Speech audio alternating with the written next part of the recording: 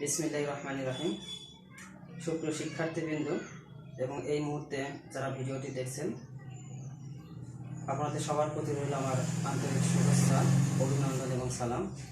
আসসালামু আলাইকুম ওয়া রাহমাতুল্লাহি ওয়া বারাকাতুহু।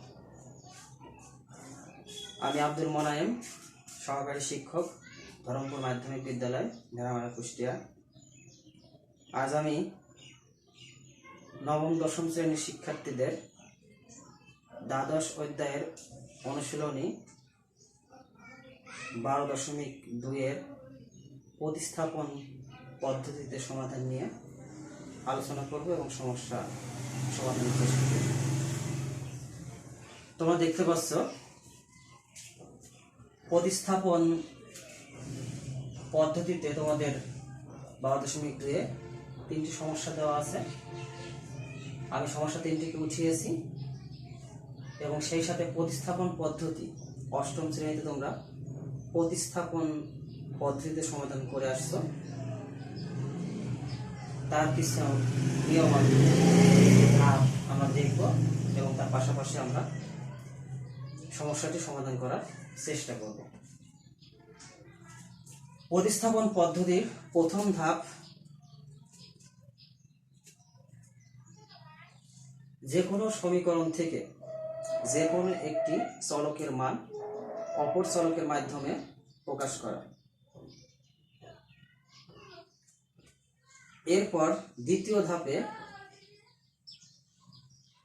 ওই চলকের ওই মানটিকে অপর সমীকরণে স্থাপন করলে আমরা একটি এক চলক বিশিষ্ট সমীকরণ পেয়ে যাব।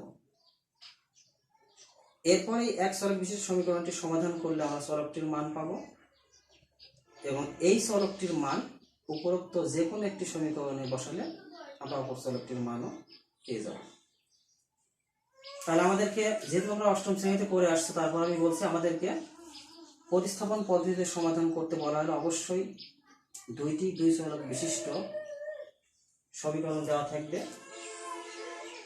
এই দুই চলক বিশিষ্ট সমীকরণ ব্যবহার করে প্রতিস্থাপন পদ্ধতিতে আমাদেরকে চলক দুটির মান নির্ণয় করতে হবে। আমি 1 নম্বর সমস্যাটি সমাধানের চেষ্টা করব। তোমরা দেখো, 1 নম্বর সমস্যাটি আছে 7x - 3y = 31 and 9x - 5y = 41। আমরা প্রথমে সমীকরণ দুটিকে চিহ্নিত করব। আমি এটাকে 1 নম্বর সমীকরণ এবং এটাকে 2 নং সমীকরণ দ্বারা চিহ্নিত করলাম। এরপর আমার প্রথম কাজটি হচ্ছে এই সমীকরণ দুইটির যে কোনো একটি থেকে যে কোনো একটি চলকের মান অপর চলকের মাধ্যমে প্রকাশ করতে হবে। আমি 1 নম্বর সমীকরণ থেকে মানটি বের করার চেষ্টা করব। আমরা 1 নম্বর সমীকরণ ব্যবহার করছি। আমি লিখব 1 নং সমীকরণ হতে পাই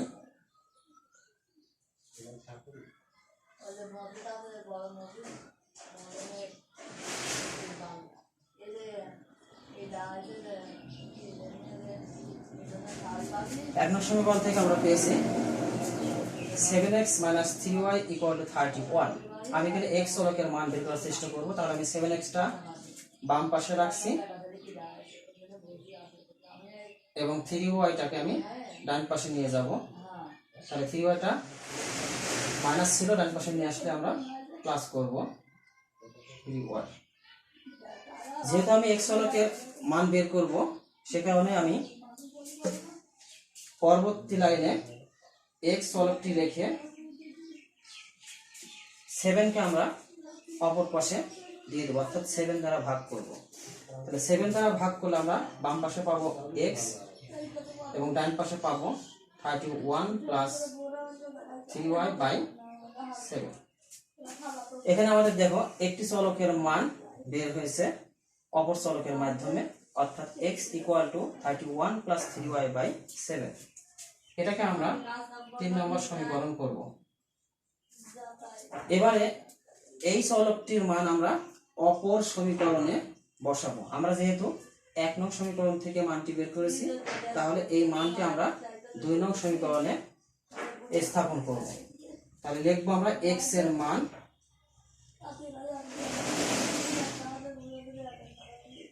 x 2 নং সমীকরণে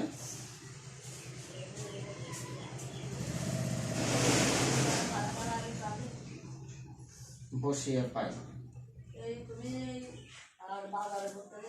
x এর মান 2 নং সমীকরণে বসিয়ে পাই। তাহলে আমরা x এর মান 2 নং সমীকরণে বসাবো। এখানে আছে 9x, তাহলে আমরা x এর স্থানে বসাবো 31 + 3y / 7। তাহলে 9x, তাহলে 9 × 31 + 3y / 7 -5, বাকি অংশটুকু উঠাবো আমরা, -5y = 41। এখন আমাদের একটি এক চলক বিশিষ্ট সমীকরণ পেয়েছি। এই এক চলক বিশিষ্ট সমীকরণটি সমাধান করতে পারলে আমরা y চলকের মানটি পেয়ে যাব। তাহলে আমরা সমীকরণটি সমাধান করি, বা 9 যেহেতু ইনটুতে আছে, ভগ্নাংশ গুণ অনুযায়ী উপরে উপরে গুণ হবে, নিচে নিচে গুণ হবে। তাহলে আমরা 9 দিয়ে 31 কে গুণ করলে 3 নং 27, 9 × 9 3 নং 27, অর্থাৎ 79 প্লাস 9 দিয়ে 3y কে গুণ করলে 3 নং 27, অর্থাৎ 27y / 7 -5y = 41। বা আমরা ভগ্নাংশ নিয়ম অনুযায়ী অংশটুকু বিয়োগ করব। তাহলে 7 আর নিচে 1 এর লসাগু 7 হয়, 7 কে 7 দ্বারা ভাগ করলে 1, 1 দ্বারা গুণ করলে, অর্থাৎ 279 + 27y মাইনাস নিচে যেহেতু কিছু নাই তোমরা জানো, অর্থাৎ 1 দ্বারা ভাগ করলে 7 আর 7 = 35, অর্থাৎ 35y = 41। এবার আমরা উভয় পক্ষকে 7 দ্বারা গুণ করব, অর্থাৎ এই 7 কে ভ্যানিশ করব। তাহলে 279 + 27y - 35y = 7 × 7 = 4 × 7 = 28, অর্থাৎ 27। যেহেতু আমরা y চলকের মানটি বের করব, তাহলে y চলকগুলো বাম পাশে আর বাকি সংখ্যাগুলো আমরা ডান পাশে নিয়ে আসব। এখানে +27y - 35y, তাহলে -8y। ডান পাশে ছিল 287, আমি অংশটা এই পাশে নিয়ে আসবো, তাহলে -279 বা -8y = 8, বা y = আমরা এই ক্ষেত্রে যেহেতু আমরা y চলকের মান বের করব, এই কারণে আমরা y চলকটি রেখে বাকি সংখ্যা সব দ্বারা আমরা ভাগ করব, অর্থাৎ -8 দ্বারা y পক্ষকে ভাগ করব। তাহলে ভাগ করলে 8 / -8, অর্থাৎ y = -1। তাহলে আমরা y চলকের মানটি পেয়ে গেলাম। এইবার এই y চলকের মানটি উপরোক্ত যে কোনো একটি সমীকরণে, আমাদের 3টা সমীকরণ আছে, 1 নম্বর সমীকরণ, 2 নম্বর সমীকরণ, 3 নম্বর সমীকরণ। আমরা এই উপরোক্ত 3টি সমীকরণের যে কোনো একটি সমীকরণে বসিয়ে আমরা অপর চলকটির মান, অর্থাৎ x চলকের মান বের করতে পারবো। আমি এখানে 3 নং সমীকরণে y চলকটির মানটি বসাবো। তাহলে আমি লিখব y এর মান 3 নং সমীকরণে বসিয়ে পাই।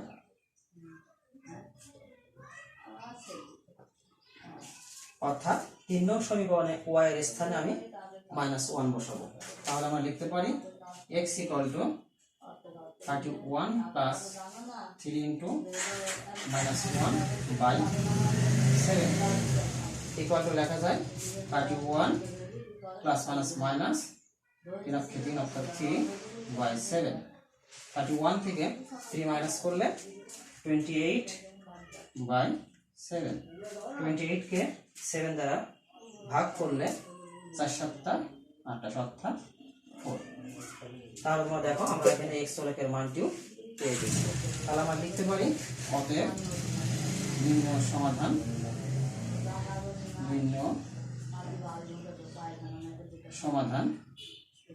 xy ইকুয়াল টু, যদি x আগে অর্থাৎ x এর মানটা আমরা আগে দেব।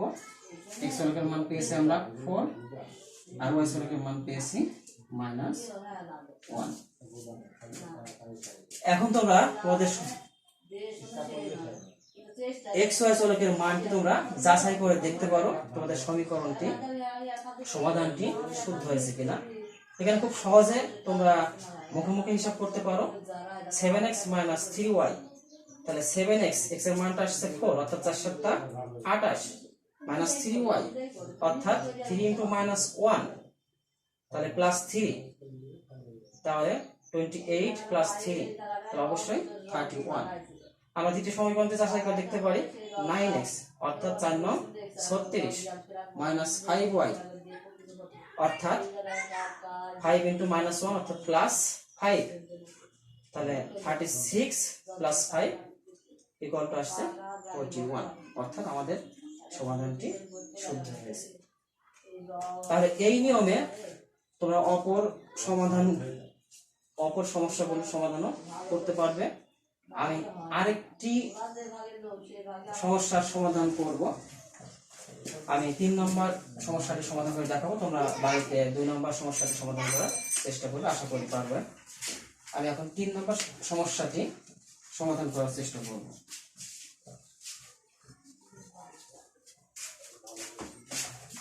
আমাদের 3 নম্বর সমস্যাটি ছিল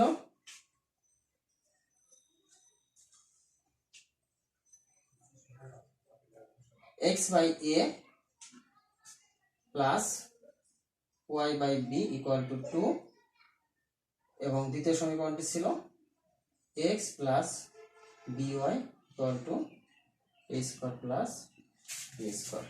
আমি আগের মতোই আমাদের প্রথম কাজ হচ্ছে সমীকরণ দুইটিকে চিহ্নিত করা। আমি এটাকে 1 নম্বর এবং এটাকে 2 নং দ্বারা চিহ্নিত করলাম। আমি আবারও বলছি, প্রতিস্থাপন পদ্ধতিতে সমাধানের প্রথম ধাপটি হচ্ছে এই উপরোক্ত 2 সমীকরণের যে কোনো একটি সমীকরণ থেকে একটি চলকের মান অপর চলকের মাধ্যমে প্রকাশ করা। এরপর ওই মানটিকে অপর সমীকরণে বসালেই আমরা একটি এক চলক বিশিষ্ট সমীকরণ পাবো। সমীকরণটি সমাধান করলে ওই চলকটির মান পেয়ে যাব। এরপর ওই চলকটির মান উপরোক্ত যে কোনো একটি সমীকরণে বসালে আমরা অপর চলকটির মান পেয়ে যাব। তাহলে আমরা চেষ্টা করি, আমরা প্রথমে যে কোনো একটি সমীকরণ থেকে x অথবা y চলকের মানটি বের করব। আমি এখানে 1 নং সমীকরণটি ব্যবহার করব। তাহলে আবার আগের মতোই লিখবো আমরা যে 1 নং সমীকরণ থেকে পাই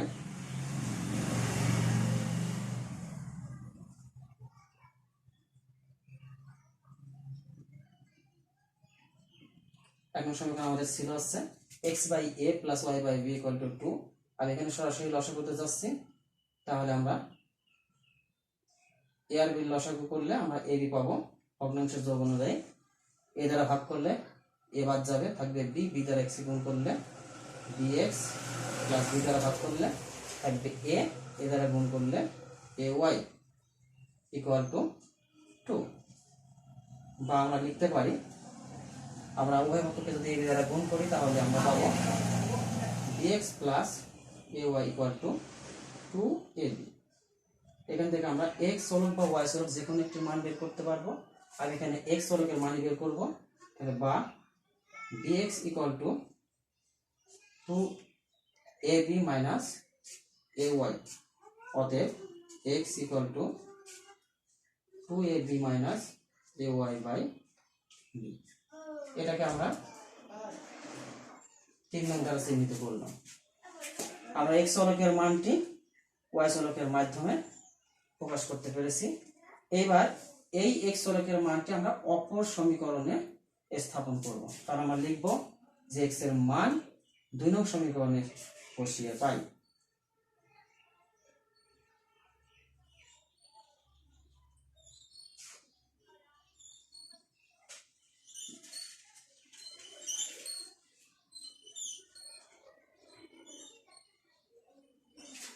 অর্থাৎ 2 নং সমীকরণে x এর স্থানে আমরা বসাবো 2ab - ay ডিভাইডেড b।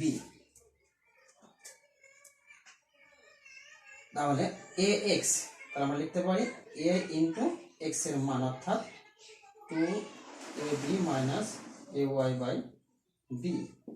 বাকি অংশটুকু আমরা শেষ করব প্লাস by ইকুয়াল টু আমাদের ছিল a square plus b square. এখন তোমরা দেখতে পাচ্ছ আমরা একটি এক চলক বিশিষ্ট সমীকরণ পেয়েছি। এই সমীকরণটি সমাধান করতে পারলে আমরা y চলকের মানটি পেয়ে যাব। তাহলে আমরা লিখতে পারি 2ab কে a দ্বারা গুণ করলে 2a square b minus ay কে a দ্বারা গুণ করলে a square y by b plus by equal to যা ছিল বাকি অংশটুকু। এবার আমরা ভগ্নাংশের যোগ করলে আমাদের b লসাগু হয়, b দ্বারা ভাগ করলে 1 থাকে, 1 দ্বারা গুণ করলে যা আছে তাই হবে অর্থাৎ 2a square b minus a square y plus এখানে হর হচ্ছে 1 দ্বারা ভাগ করলে b হবে, b দ্বারা গুণ করলে b square y equal to a square plus b square.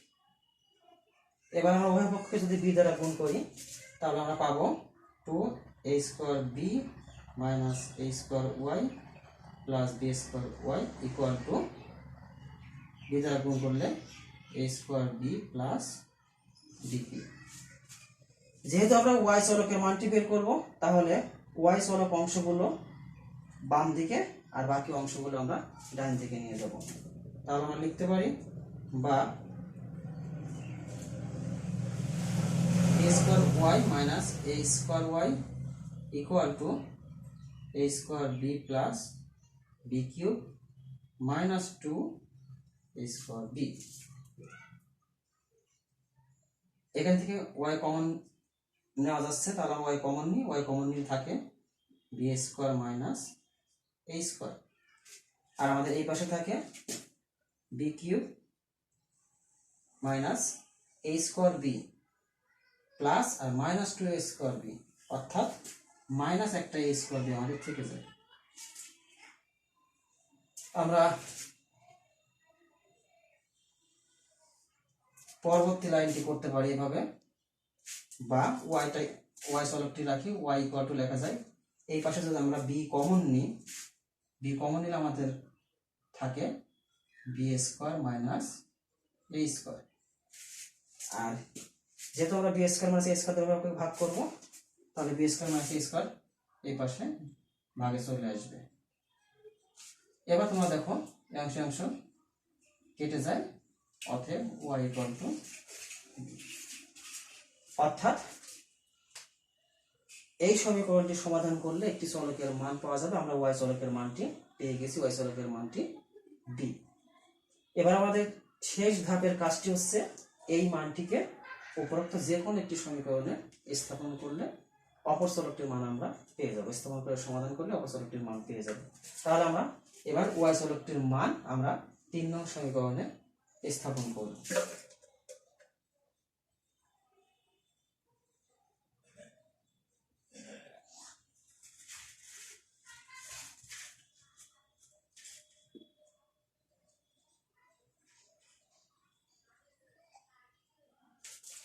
y এর মান 3 নং সমীকরণে বসিয়ে পাই, অর্থাৎ 3 নং সমীকরণে y এর স্থানে আমরা d বসাবো। তাহলে আমরা লিখতে পারি x equal to 2ab, y এর জায়গায় যদি আমরা b বসাই তাহলে আমরা লিখতে পারি minus ab by b, 2ab minus ab, তাহলে বাদ দিলে থাকে শুধু 1ab অর্থাৎ ab বাই b। এখন যেহেতু গুণ আছে আমরা b দ্বারা যদি উভয়কে ভাগ করি তাহলে b কেটে যাবে, থাকে হচ্ছে a। তাহলে দেখো আমরা x চলকের মানটি পেয়ে গেছি। তাহলে আমরা লিখতে পারি অতএব নির্ণয়ের সমাধান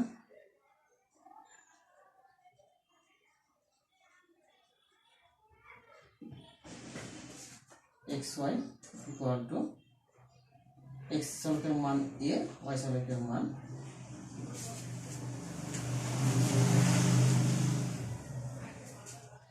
আমি আবারও বলছি, প্রতিস্থাপন পদ্ধতির প্রথম ধাপ হলো সমীকরণ দুইটির যে কোনো একটি সমীকরণ থেকে একটি চলকের মান অপর চলকের মাধ্যমে প্রকাশ করা। দ্বিতীয় ধাপ, ওই চলকটির মান